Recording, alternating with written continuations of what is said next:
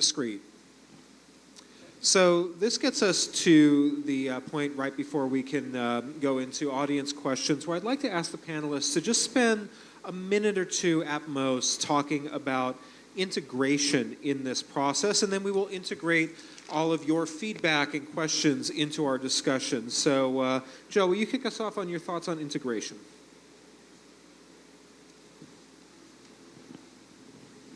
Well, I work in or at least I have worked. I am shortly ending it. But for the last 16 years, I've worked in an urgent walk-in clinic. And we get everything from teenagers with their first breakup to people who are so psychotic that they are talking in word salad and everything in between. And what over the years I've figured out to do is to figure out where people are, join them where they are, hear their story, and then, because I only see them once, and then attempt, first of all, let them know they've been heard, but then attempt to help them to at least consider another story, some other way to understand the circumstances. What psychedelics do is, as Elizabeth's favorite phrase, they're like the snow globes. And it's like you shake up the snow globe and then everything falls down in a different place. And integration is about helping people to look around at where things fell and to make a new story, to understand themselves in a slightly or very radically different way. And the psychedelics allow for that story changing. And to me, that's what integration is. It's about taking whatever your experience was, looking at how you're feeling a week later or a day later, and then trying to make sense out of it, make a new story. And the important thing about that is that it has to be the person making the story. I can make suggestions of what might work, but it's the individual who is going to live with this story. And there are many parts of psychedelic medicine that happen. There's biological changes that happen in the brain, but I'd say 50% of it is making that new story. And Those are great insights. What I understand integration. Those are great insights. Elizabeth?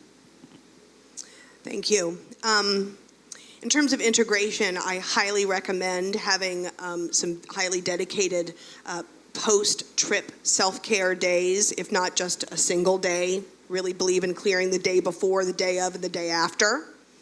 I recommend an ongoing practice with a trustworthy other where you can be seen and known and reflected back to with love. An ongoing personal practice of reflection. I highly recommend meditation. I recommend finding a way to regularly move the body, referring back to Jane's wisdom around somatic experiencing and trauma recovery. And I also recommend a regular practice of gratitude and giving back.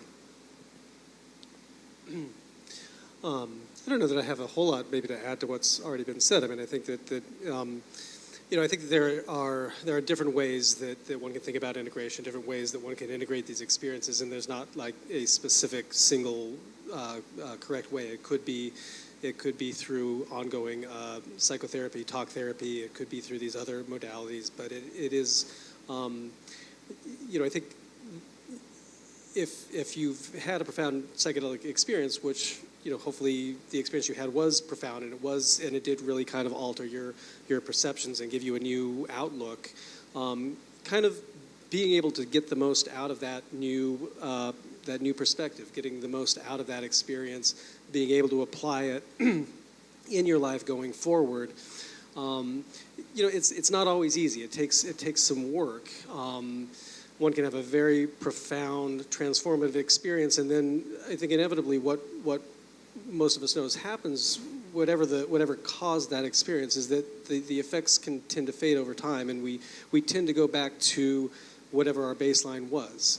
And if you really are seeking personal change, it takes effort to build on that initial opening.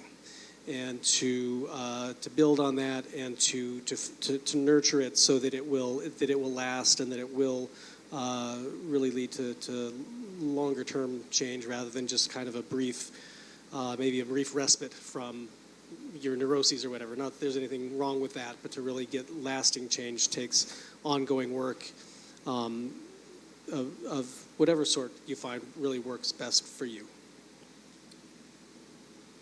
Okay, so along the lines of this focus on trauma, I think integration begins with preparation. It's not just an after, it's actually a before. So that before you go out on the journey, you have some real deep skills in place. And then those skill buildings start in the beginning. They can be utilized during the journey, and then they continue after the journey. Things like, how do I deal with triggers when I'm going to have a meltdown? How do I deal with feelings? How do I deal with overwhelm? How do I deal with addictions that I'm dealing with? Taking care of myself, putting self-soothing skills in place, having strong boundaries, how to say no. I have to say no to the world that I was living in because I'm coming into a new world. I better know how to say no. And then we talked, as others have talked about, do you know how to create a new reality? I mean, once you see a reality, how do you bring that reality, the new reality, into your everyday, ordinary life? So having some of those skills as well. Terrific, thank you. We have a number of resources that we're going to post on the Portland Psychedelic Society Facebook and Meetup pages, so you do not need to write all of this stuff down now.